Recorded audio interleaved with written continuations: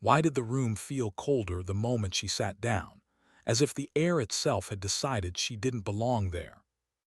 The courtroom looked neutral by design. That was its first lie.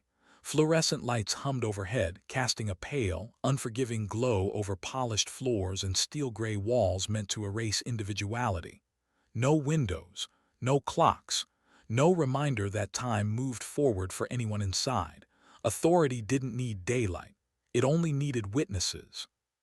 At the center of the room, bolted to the floor like an afterthought, was a single metal table, and at that table sat Staff Sergeant Eliza Ward, alone. Her uniform was immaculate, pressed to regulation. Ribbons aligned perfectly. Boots polished but not performative. Nothing about her appearance reached for approval. Her posture wasn't stiff with ceremony. It was balanced, settled, the posture of someone who had learned to conserve energy under pressure. Her hands rested flat on the table, fingers evenly spaced, palms grounded as if anchoring herself to something real in a room built on appearances. Around her, in a wide semicircle, sat more than 20 senior officers, admirals, generals, colonels, men whose careers were built on issuing orders from safe distances. Their uniforms carried decades of authority. Their expressions ranged from bored to faintly irritated, like executives dragged into an inconvenient meeting. At the highest bench sat Lieutenant General Richard Haverson, silver hair, chest heavy with ribbons that caught the light when he leaned back comfortably in his chair. He looked like a man who had never been questioned in a room like this. His fingers were interlaced. His gaze moved not to understand but to dominate. This hearing wore the language of procedure: conduct review, operational clarification, disciplinary evaluation, but everyone present understood the truth. This wasn't about answers. It was about containment, about reminding someone where power lived. Eliza knew it the moment she walked in. For nearly 40 minutes, questions came like paperwork: name, rank, unit history, deployment dates, each delivered in clipped tones, each answered without hesitation, without elaboration. Staff Sergeant Eliza Ward, 3rd Marine Expeditionary Force, Reconnaissance Attachment. Her voice was steady, not defensive, not proud.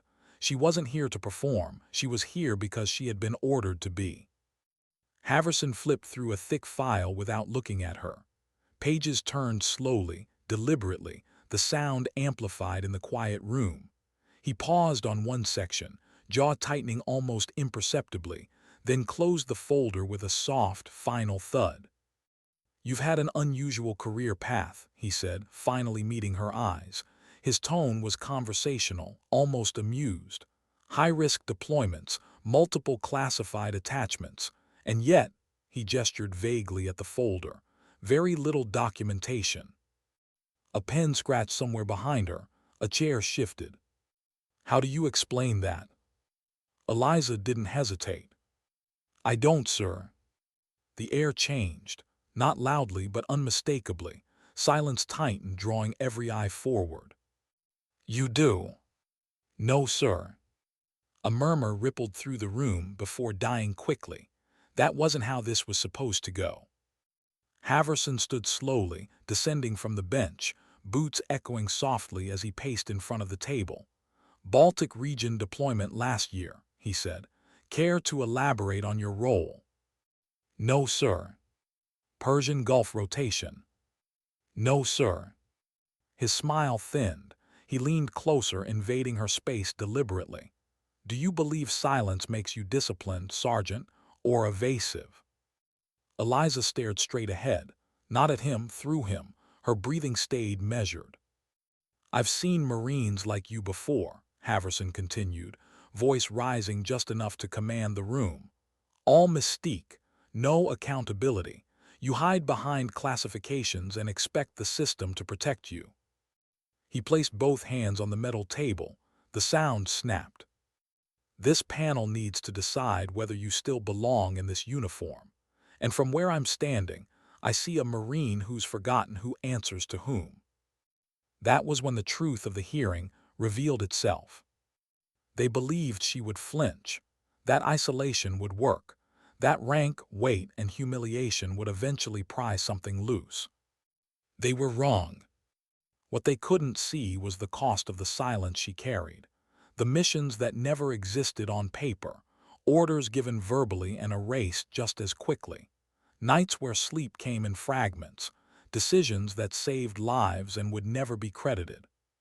To them, missing records looked like failure. To Eliza, they were proof of obedience. In the back row, almost invisible Rear Admiral Thomas Keegan sat perfectly still. His hands rested on a thin, unmarked folder. He hadn't spoken once. As Haverson pressed forward, Keegan opened the folder quietly. He read one page, then another. His expression didn't shift to anger or surprise. It shifted to recognition. The hearing continued, but the balance in the room had already begun to tilt, and no one realized yet that the question meant to humiliate her hadn't even been asked. Silence unsettled them more than defiance ever could. Why did no one speak to her during the recess, as if she had already been erased?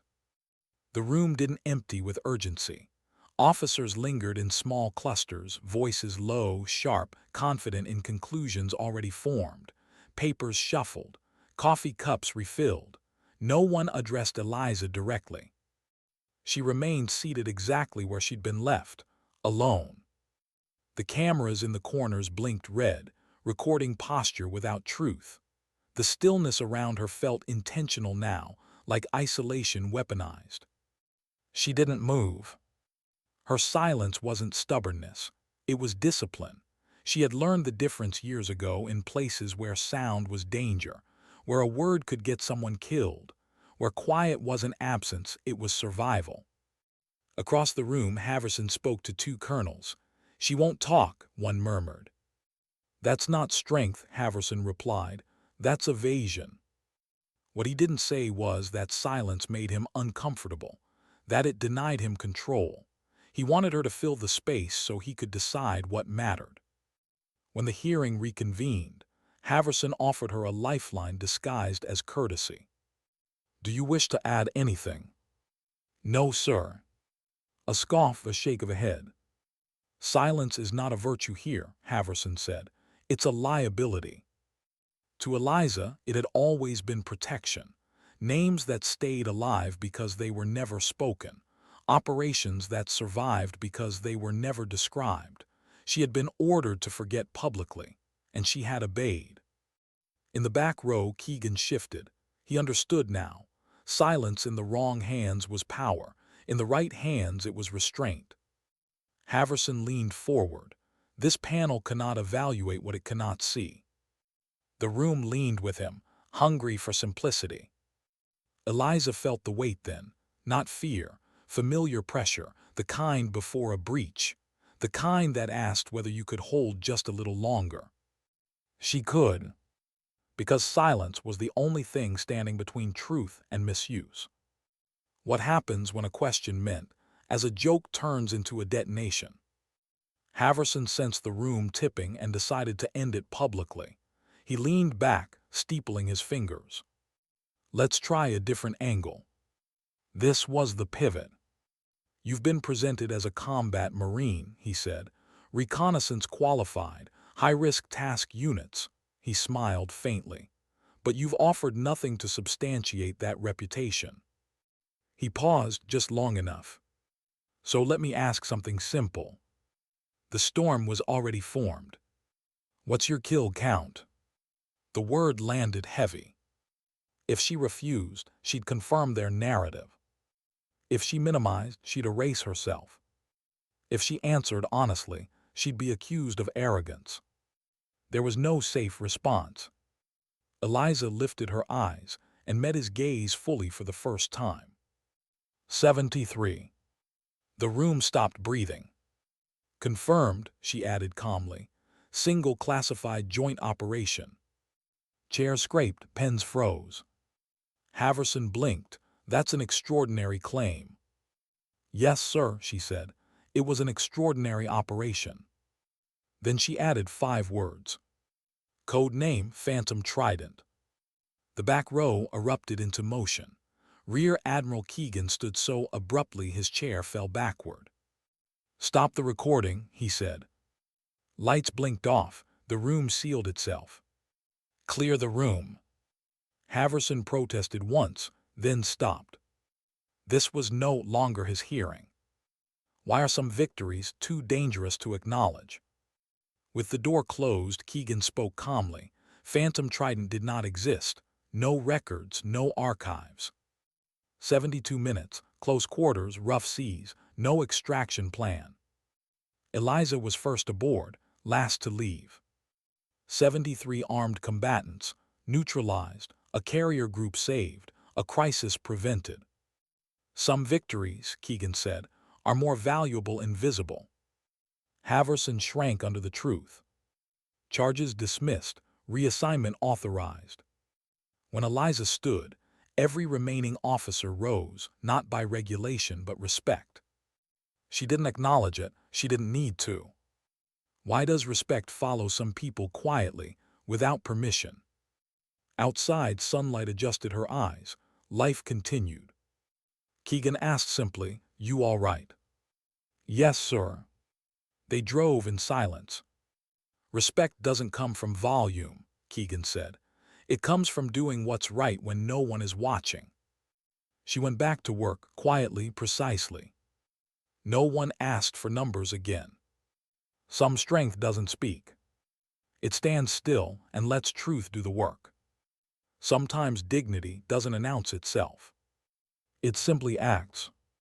Why did the silence feel heavier after the doors closed, as if the room itself had decided to lean in closer to her? The recess ended without ceremony. Chairs slid back into place. Papers were aligned. Coffee cups disappeared as if weakness had no place here.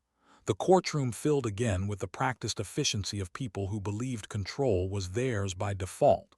The air was the same temperature, the lights the same brightness, yet something had shifted, not in their favor.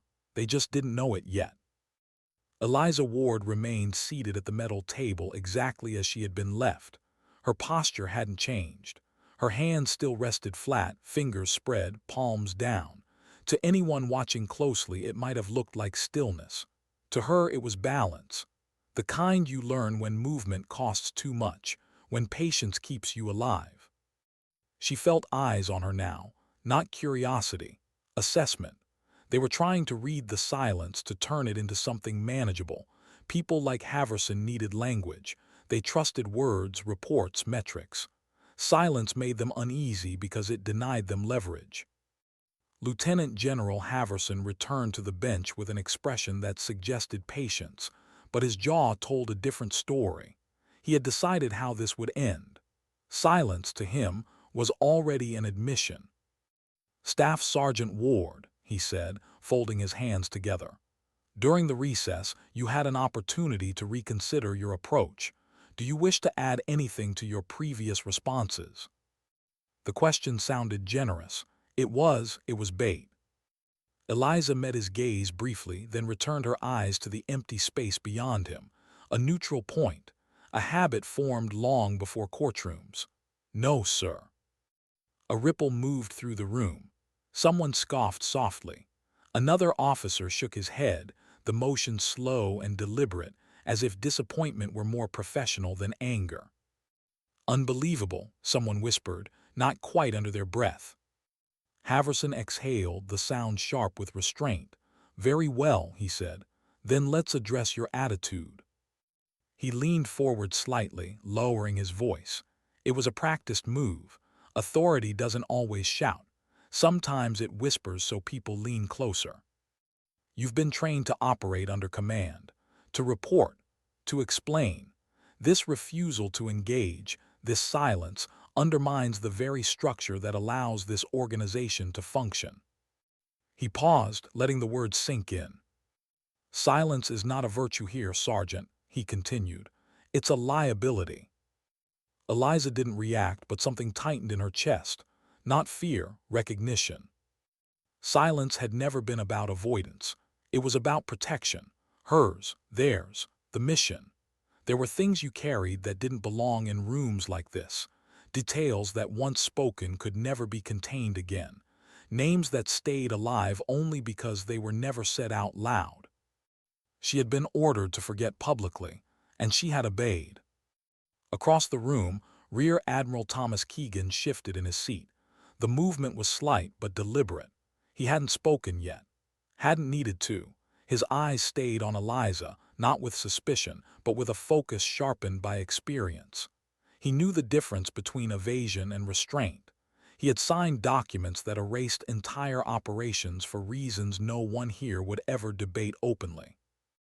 As Haverson spoke, Keegan glanced down at the thin folder in his lap, then back at Eliza. The alignment was becoming impossible to ignore. "Let me be clear," Haverson said, impatience creeping in. "This panel cannot evaluate what it cannot see. If you continue to withhold information, we will assume there is none worth evaluating." The room leaned into that assumption. It was comforting, simple. It absolved them of curiosity. Eliza felt the weight then, the familiar kind, the pressure that settled in your chest before a breach, the moment that asked whether you could hold the line a little longer, knowing it would cost you something. She could, because she had held worse. She remembered places where silence wasn't a choice, where radios stayed dark because static meant detection, where hand signals replaced words and eye contact carried orders. She remembered the discipline it took not to speak when adrenaline begged you to, the restraint that separated professionals from liabilities. Here, among polished floors and practiced authority, they mistook that discipline for weakness. Haverson straightened, his patience thinning. "Your refusal to engage," he said, "suggests a lack of respect for this process." Respect, the word landed oddly. Eliza had learned early that respect wasn't volume or posture or the weight of insignia. It was competence under pressure. It was keeping your word when no one could force you to. It was doing the job exactly as ordered, even when the cost was personal. She had done all of that. The silence stretched again. This time it wasn't empty. It was crowded with assumptions, judgments, impatience. The kind of silence people rush to fill because it reflects too much back at them. Haverson sensed it. He always had a good instinct for rooms like this. He leaned back, steepling his fingers, studying her with a look that suggested curiosity but carried something sharper beneath it. "I've seen Marines like you before," he said. "Operators who build reputations on mystery, who rely on classification to avoid accountability." Eliza's jaw tightened, just slightly. Not because the words hurt, but because they were close enough to the truth to be dangerous. There were operators who hid behind secrecy. She'd seen them too, but there were also operators erased by it. Men and women whose work saved lives and destabilized threats without ever earning acknowledgement. The system praised visibility. It depended on invisibility. Haverson stood again, packing slowly. "You expect us to believe you've contributed meaningfully without evidence, without metrics, without verification." Metrics, numbers, the language of comfort. Eliza stared straight ahead, her breathing steady. She thought of the nights she couldn't sleep, of faces that came to her uninvited in quiet moments, of decisions made in seconds that echoed for years. There were metrics for none of that. In the back row, Keegan's gaze hardened. He had seen this before too. Senior officers mistaking documentation for truth, assuming what wasn't written hadn't happened. Haverson stopped packing and faced her again. "Do you have anything to say in your defense, Sergeant?" Defense, the word implied guilt. "No, sir." This time the reaction was sharper. A colonel shifted forward in his seat. A legal officer scribbled harder than necessary. Frustration crept into the room, and with it, something more dangerous. Cruelty often arrives wearing impatience. Haverson's mouth twitched, the faintest smile forming. Not kind. Calculated. He had decided that if silence wouldn't break her, spectacle might. Eliza felt it coming the way one feels pressure drop before a storm. Her instincts sharpened. Her shoulders stayed relaxed. Her mind went still. She knew this moment, the pivot, the point where authority stops seeking understanding and starts seeking submission. She had seen it in briefing rooms, in command tents, in quiet conversations where leaders tested loyalty not through orders but through humiliation. Haverson leaned forward, resting his hands on the bench. "You know," he said lightly, "this would all be much simpler if you just help us understand who you really are." There it was, the invitation to perform, to justify existence in terms they approved. Eliza didn't move. The silence thickened, pressing against the walls. It wasn't passive anymore. It was active, challenging. In that quiet, something subtle happened. A few officers stopped watching her and started watching Haverson instead, measuring, waiting.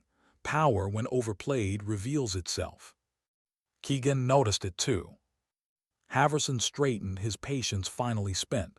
"Very well," he said, his voice shifted, sharpening. "Let's try a different approach." Eliza's heartbeat slowed, her focus narrowed. This was the moment the room would regret. But no one knew it yet. Silence held, and for the first time since the hearing began, it was Eliza Ward who felt exposed. What happens when a room hungry for answers finally asks the wrong question? The shift was almost imperceptible at first. A change in posture, a recalibration of tone. Lieutenant General Haverson had stopped pretending this was a matter of procedure. Whatever patience he had worn like a uniform earlier was gone now, folded neatly away with the courtesy he no longer felt obligated to extend. He leaned back in his chair, fingers steepled, studying Eliza Ward the way one studies a puzzle that refuses to solve itself. Around him, the room waited. They sensed it too. This was the turn, the moment when hearing stopped being administrative and became personal. "You've been presented to this panel as a combat Marine," Haverson said, voice calm again, almost conversational. "Reconnaissance qualified, attached to high-risk task elements." He paused, letting the words carry weight. "Yet you've offered nothing today to substantiate that reputation beyond your rank and your refusal to speak." A few heads nodded. It sounded reasonable, measured, safe. "In this room," he continued, spreading his hands slightly, "we respect transparency. Numbers, metrics, measurable outcomes. That's how performance is evaluated." Eliza remained still. Her eyes stayed forward, unfocused, fixed on a point that didn't exist. She had learned long ago that looking directly at someone seeking dominance only fed the performance. Silence starved it. Haverson watched her carefully now. He wanted a reaction, any sign of discomfort, anger, pride, something he could use. "Let me ask you something simple," he said at last. The room leaned forward without realizing it. Even those who thought they already knew the outcome felt the pull of anticipation. Simple questions in rooms like this were rarely simple. Something every combat Marine understands. He paused. "Just long enough. What's your kill count?" The word landed with a dull, heavy finality, like something dropped that couldn't be picked back up. For a fraction of a second, nothing happened. No gasp, no movement. The room seemed to freeze as if waiting for permission to react. Then the silence changed shape. It sharpened, became expectant. Some officers leaned back, arms crossing, satisfied. This was it. This was the trap closing. Others leaned forward, curiosity overtaking professionalism despite themselves. Numbers were familiar territory. Numbers were safe. A few glanced sideways, gauging reactions, already imagining how this would play out. There was no good answer. If Eliza refused, she would confirm everything they had decided about her. Evasive, inflated, unverifiable. If she answered with something modest, she would reduce years of work to something unremarkable, validating the idea that her record was thin because her impact was small. If she answered honestly, she would sound unbelievable, arrogant, exaggerated. There was no outcome where she won. That was the point. Haverson watched her closely now, eyes bright, alert. This was the moment he had been waiting for, the crack, the hesitation, the proof that silence had been nothing more than posturing. Eliza felt the weight of it settle over her, familiar and unwelcome. The kind of pressure that narrowed your vision, slowed time. She had felt it before, in places where mistakes weren't corrected with paperwork. Her mind didn't race, it went quiet. She thought of the order, clear, absolute, you will never speak of it, not to peers, not to superiors, not under pressure, not to protect yourself. She had followed that order every day since. Until now. Eliza lifted her eyes and met Haverson's gaze directly for the first time since the hearing began. Not with defiance, not with anger, with clarity. 73. The word didn't echo, it didn't need to. It hung in the air, stripped of context, delivered with the same tone one might use to report coordinates or wind speed. Chairs stopped shifting, pens froze mid-stroke. Somewhere in the back row, someone pulled in a sharp breath and forgot to release it. Haverson blinked just once. "What?" he said, the confidence in his voice cracking thinly at the edges. Eliza didn't repeat herself. She didn't elaborate. She didn't soften it. She let the number stand on its own weight. 73 confirmed, she said calmly, during a single classified joint operation. The room moved then, not subtly. A colonel in the second row sat upright so fast his chair scraped loudly against the floor. A JAG officer stopped writing entirely, her pen slipping from her fingers. Someone whispered a curse, barely audible. Haverson took a step back without realizing he'd moved. "That's an extraordinary claim," he said, forcing steadiness into his voice. "Yes, sir," Eliza replied. "It was an extraordinary operation." The silence returned, heavier now, dangerous. Haverson opened his mouth, searching for footing, but before he could redirect or regain control, Eliza spoke again. 5 words, quiet, precise. "Code name, Phantom Trident." The reaction was immediate and violent. In the back row, Rear Admiral Thomas Keegan stood so abruptly his chair toppled backward, crashing against the floor. The sound was loud, shocking in the stunned silence. He didn't look at Haverson. He didn't look at Eliza. He looked at the cameras. "Stop the recording," Keegan said. His voice wasn't loud. It didn't need to be. It carried authority stripped of theatrics. For a heartbeat, no one moved. Then a junior officer scrambled toward the wall, hands shaking as he fumbled with the controls. One by one, the red indicator lights blinked off. The room felt different immediately, heavier, smaller, private. Keegan stepped into the center aisle, his boots echoing with deliberate calm. His gaze cut through the remaining officers, leaving no doubt that something irreversible had just happened. "Clear the room," he said. "All non-command personnel now." Haverson spun toward him, disbelief flushing his face. "Admiral, this is my hearing. You can't." "Sit down," Keegan interrupted quietly. The words landed harder than a shout. "This is no longer your hearing." No one argued. Chairs scraped back as officers stood, some reluctantly, some with visible relief. Papers were gathered hastily. Eyes darted toward Eliza as they passed her, confusion and unease written plainly across faces that had been confident minutes earlier. Within 2 minutes, the chamber was nearly empty. Only 8 people remained. Haverson stood near the bench, rigid, stripped suddenly of his audience. The authority he had worn so comfortably minutes before now felt oversized, ill-fitting. Eliza still sat at the table, hands flat, posture unchanged. If anything, she looked calmer now. The storm had passed. The damage was done. Keegan turned to her, his expression no longer evaluative. It was something else. Recognition edged with gravity. "Staff Sergeant Ward," he said, "you were ordered not to disclose Phantom Trident under any circumstances. Is that correct?" "Yes, sir." "Even under direct provocation?" Yes, sir. Keegan nodded once, then turned to Haverson.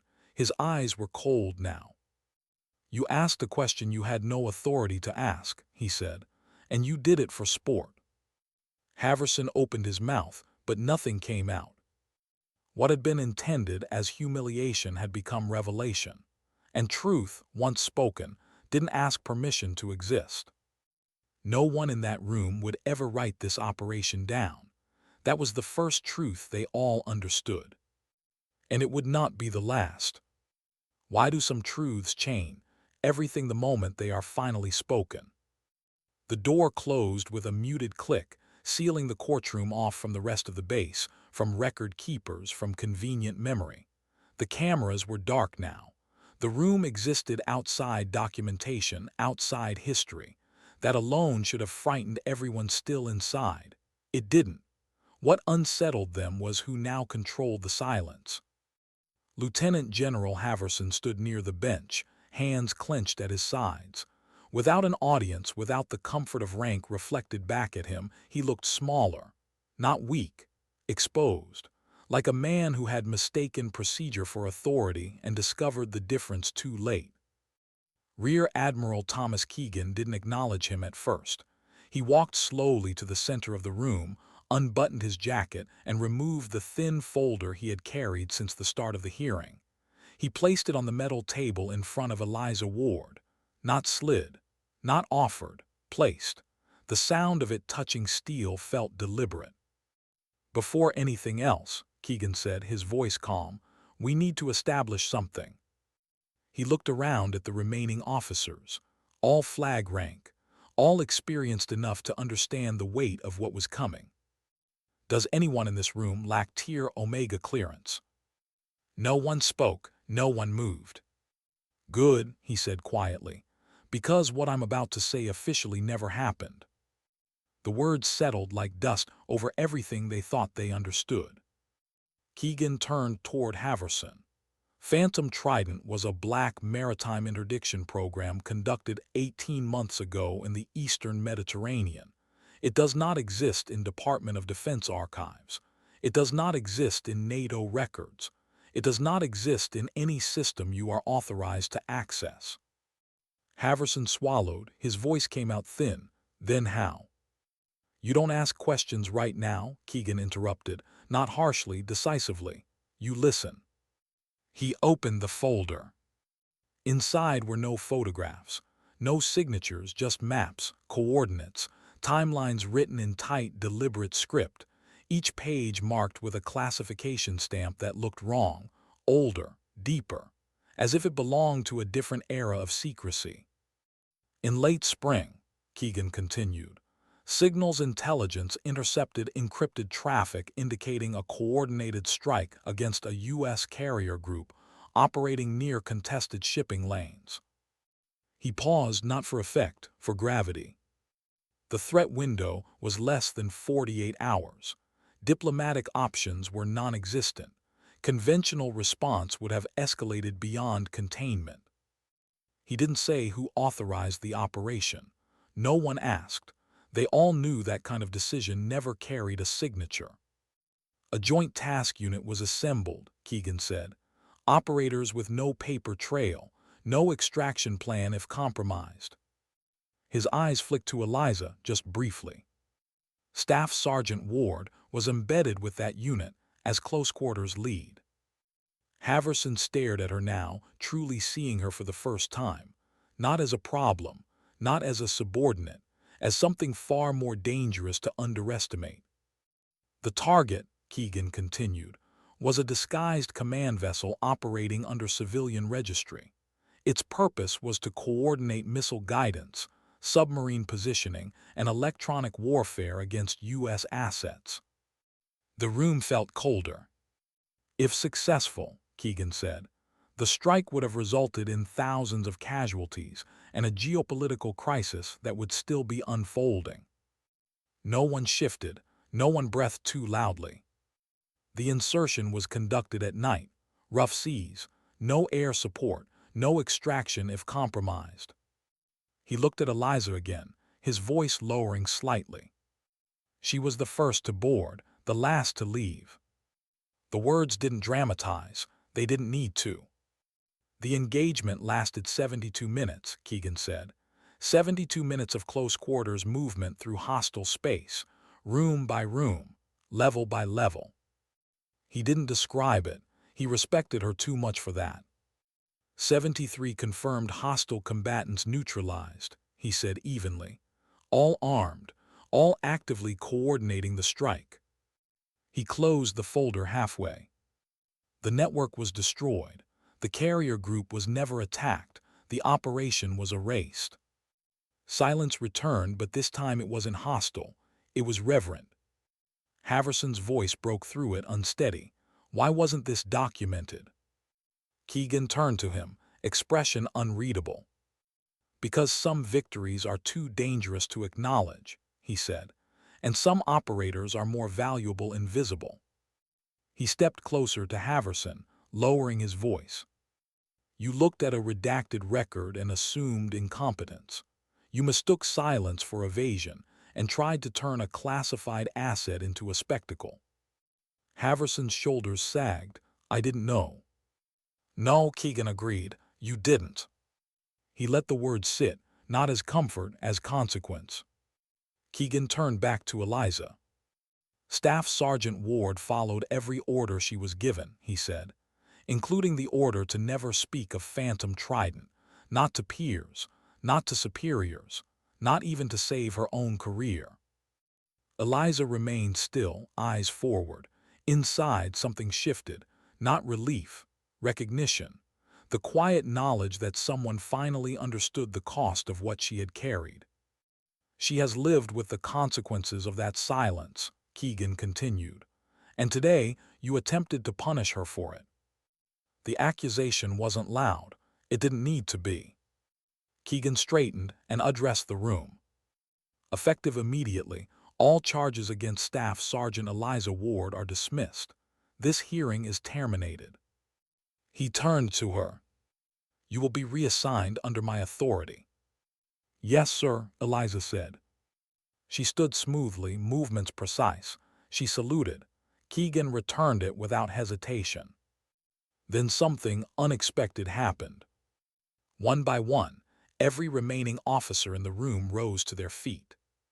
Not because protocol demanded it. Because respect did. Eliza didn't acknowledge it.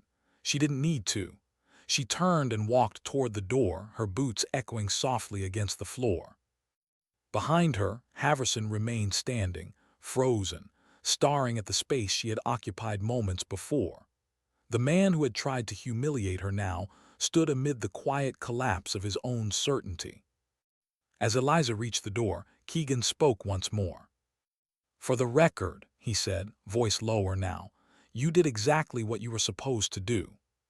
She paused just long enough to nod once. Then she left. The operation had never existed. But its consequences were just beginning. Why did the hallway feel longer than before, as if every step carried the weight of what had just been erased?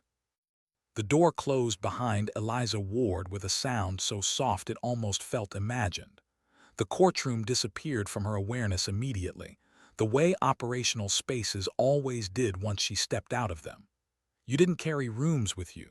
You carried what they revealed, and what that room had revealed would stay with her far longer than the echo of boots on polished floors. The corridor stretched ahead, lit by the same fluorescent lights that had hummed over the hearing. Framed photographs lined the walls, ships cutting through open water, admirals shaking hands, ceremonies frozen into neat rectangles of public memory. Eliza didn't look at them. She never had. Her gaze stayed forward, posture steady, breath controlled. Discipline didn't turn off just because the pressure changed shape. Behind the glass, Lieutenant General Richard Haverson remained inside the sealed chamber. He hadn't followed her out. He couldn't. Authority had abandoned him the moment truth entered without asking permission.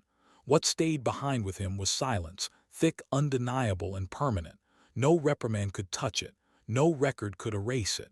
The system had a way of closing ranks around itself, but even systems remembered moments like this, quietly, in their own way. Outside, the afternoon air felt sharper against Eliza's skin. Sunlight adjusted her vision after hours under artificial glare. A breeze moved through the trees near the perimeter, carrying the faint scent of salt from the harbor beyond the fence. Life moved on without pause. Cars passed. Voices carried. Somewhere nearby, someone laughed. The contrast was always jarring. Entire worlds could shift inside sealed rooms while the outside continued, unchanged and unaware. A black government sedan waited at the curb.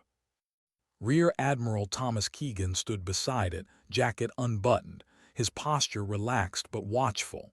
He didn't speak immediately. He understood the value of space after pressure. He waited until Eliza reached the bottom of the steps.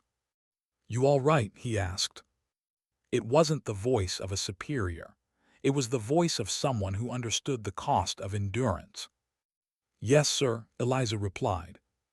He nodded once. That was enough. They rode in silence at first. The city passed by through tinted windows, traffic lights, pedestrians, storefronts full of ordinary concerns.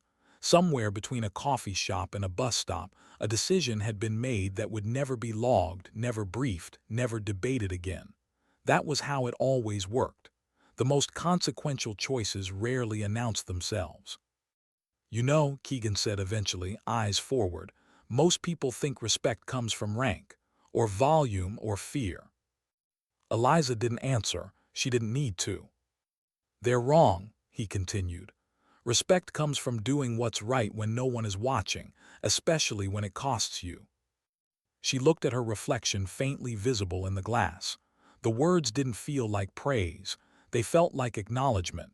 There was a difference. The sedan turned off the main road and passed through an unmarked gate. The facility beyond it was unremarkable by design. Concrete, clean lines, no signage. The kind of place you didn't notice unless you were meant to. Inside, a small team waited. Analysts, strategists, operators. Men and women who carried themselves the same way Eliza did. Quiet, precise, unassuming. No one stared, no one whispered. No one asked her about the hearing. They didn't need to. They recognized her the moment she walked in, not from rumor, from presence. She took her seat at the table, opened a thin folder, and went to work. The days that followed were uneventful in the way that mattered most. Briefings, assessments, planning sessions that stretched long into the evening. Eliza spoke when necessary, never more, never less.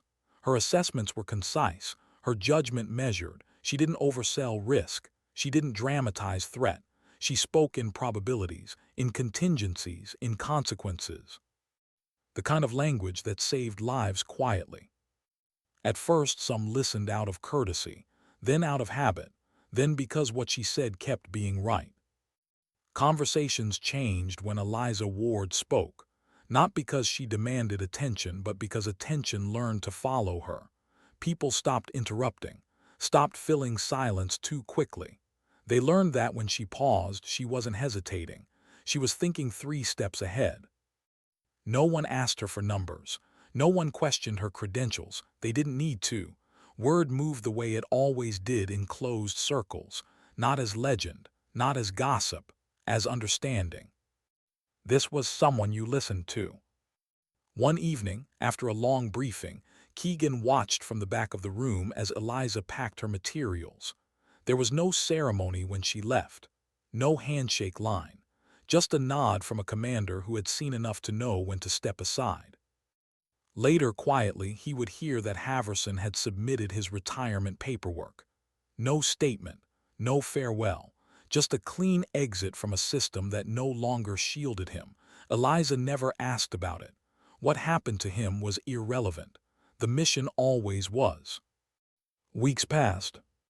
Another carrier group moved safely through contested waters. Reports credited preparation, deterrence, vigilance, all true, all incomplete. No one mentioned Phantom Trident. No one ever would.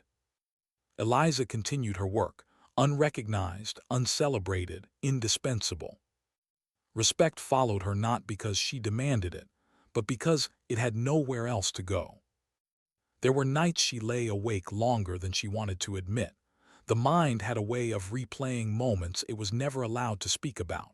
72 minutes, narrow corridors, decisions made without time to second guess, faces that returned uninvited when the world grew quiet. She carried them the way she always had, carefully, without complaint. There was no medal waiting, no citation, no story she could tell to make it lighter. That was the price of the work. She had accepted it long ago, not because she didn't value recognition, but because she valued outcomes more. Sometimes she wondered who she would have been if the rules were different, if silence hadn't been required, if truth had room to breathe. The thought passed quickly. Speculation was a luxury, discipline was not. One afternoon, as she stood near a window overlooking the water, she watched a carrier cut through the horizon, steady and unbothered. Thousands of lives moving safely because something had happened that no one would ever acknowledge. She felt a familiar mix of pride and emptiness. That was the contradiction no one prepared you for. Doing something that mattered deeply and being unable to share it. Knowing you were exactly where you belonged and still feeling alone in it. She exhaled slowly and turned back to her work. Because purpose didn't require an audience. That was the lesson the courtroom had tried and failed to teach her. Authority could humiliate, rank could threaten, systems could misunderstand. But integrity endured. Eliza Ward didn't need permission to be worthy. Her discipline didn't require validation. Her silence wasn't absence. It was restraint. It was responsibility. It was the space where others could move safely. Some warriors are remembered with medals, others with monuments, and some, perhaps the most important, are remembered only by outcomes that never happened. Eliza belonged to the last group, and she was at peace with that. Because dignity doesn't announce itself. It simply stays. Why do some stories stay with us long after the last word is spoken, even when no one is allowed to remember them? Time moved on the way it always did, quietly, without ceremony. Missions were planned, routes were secured, reports were written clean and bloodless, stripped of the moments that actually mattered. The world continued to believe in causes and effects it could comfortably explain. Eliza Ward continued to live inside the spaces between those explanations. She settled into her reassignment without announcement, no introduction, no acknowledgement beyond what was operationally necessary. That suited her. Attention had never made the work easier, it only complicated it. Her days were structured, deliberate, briefings in rooms without windows, late nights reviewing maps and threat models that would never carry her fingerprints. She spoke rarely, but when she did, the room listened. Not because of rank, because of trust earned quietly. There were moments, usually when the bass fell into its deepest stillness, when the weight pressed harder, when silence wasn't a shield but a burden. She would sit alone, boots unlaced, uniform folded with care, and let the memories surface just enough to acknowledge them. The sound of water slapping against a hull in the dark. The metallic click of a door opening where it shouldn't. The moment between decision and action, when the world holds its breath. She never lingered there long. You couldn't afford to. Survival meant knowing when to let go. Once during a late-night review, a junior analyst hesitated before speaking. "Staff Sergeant," he said, careful, "how do you stay so steady?" Eliza looked at him for a moment. She saw herself years ago in his posture, earnest, searching for rules that could guarantee safety. "You focus on what's in front of you," she said finally, "and you accept that some things don't come with closure." He nodded, not fully understanding. He would one day. Rear Admiral Keegan watched her from a distance. He never hovered, never interfered. He understood the rare discipline of letting capable people work without spectacle. In quieter moments, he thought about the hearing, about how close the system had come to destroying something it depended on simply because it couldn't measure it. He made changes where he could, subtle ones, a question asked differently, A pause where impatience once lived. It wasn't reform, it was restraint. Sometimes that was enough. Eliza never knew the full extent of those changes. She didn't need to. The environment shifted just enough that silence wasn't immediately treated as guilt. That was a small victory, invisible, valuable. Months later, as another task force moved through a volatile corridor without incident, she stood on an observation deck and watched the horizon dissolve into dusk. No alarms, no headlines, just safe passage. That was the reward. She thought briefly of the courtroom, of how easily power had mistaken noise for authority, of how close she had come to being erased by the very structure she had served. The memory didn't make her bitter, it made her careful. Because systems didn't fail loudly, they failed when they stopped listening. Eliza understood now that her role wasn't just operational. It was symbolic in a way she never would have chosen. She represented something uncomfortable, proof that the most effective people weren't always the most visible. That discipline didn't need an audience. One evening, as she prepared for another rotation, she packed her gear with the same care she always had. Each item placed with intention, not superstition, habit, respect for the work. There was no ceremony when she left, no farewell speech, just a nod exchanged with someone who understood what it meant to stay invisible. On the flight out, as the aircraft climbed through cloud cover, she closed her eyes and let the hum of the engine steady her breathing. There was peace in motion, in purpose, in knowing exactly who you were, even if no one else ever fully did. The world would never know her name.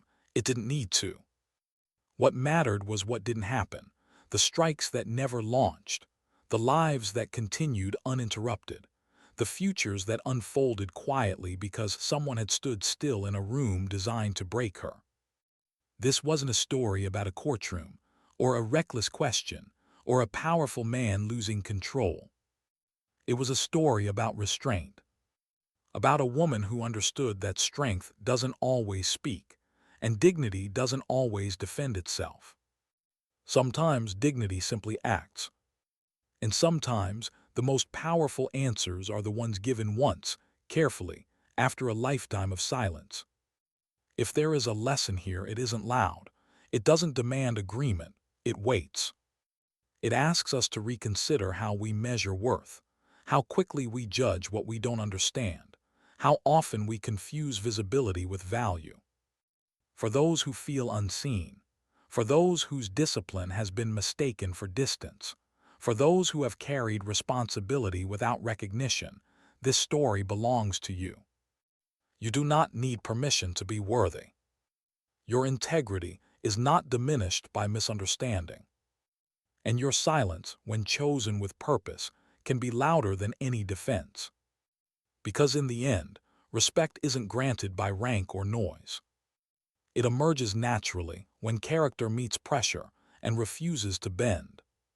Sometimes dignity doesn't speak. It simply acts.